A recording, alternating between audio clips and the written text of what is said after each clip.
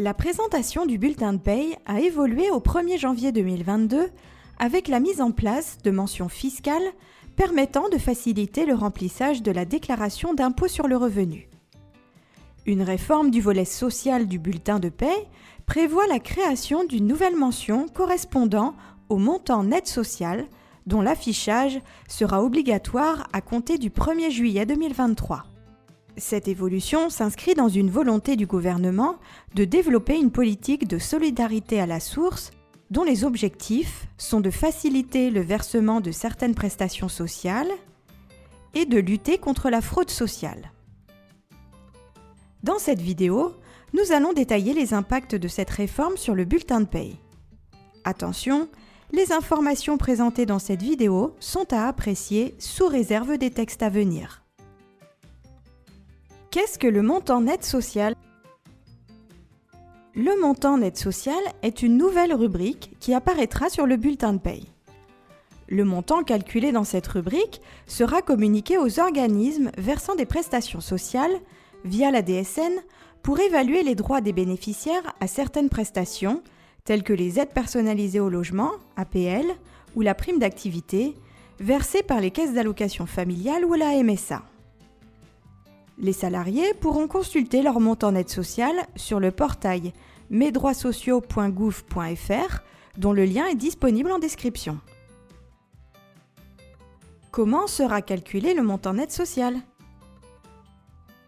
Dans un premier temps, on additionne l'ensemble des sommes brutes correspondant aux rémunérations et revenus de remplacement versés par les employeurs aux salariés.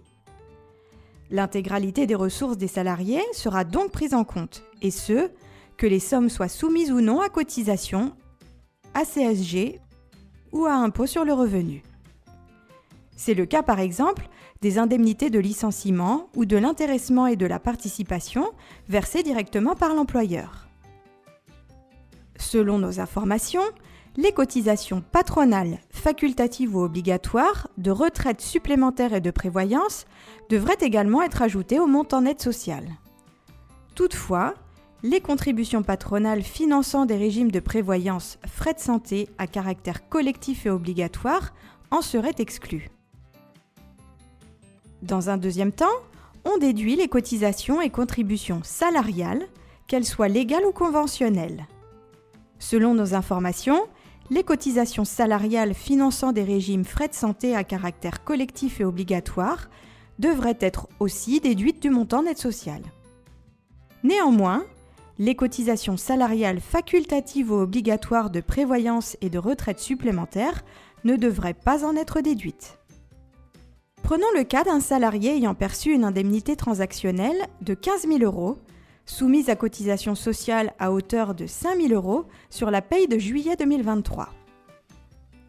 Pour calculer le montant net social, il faut prendre en compte la totalité de l'indemnité transactionnelle, soit 15 000 €, y compris la part exonérée, et en déduire les cotisations salariales d'origine légale et conventionnelle, soit un montant de 505 € dans notre exemple.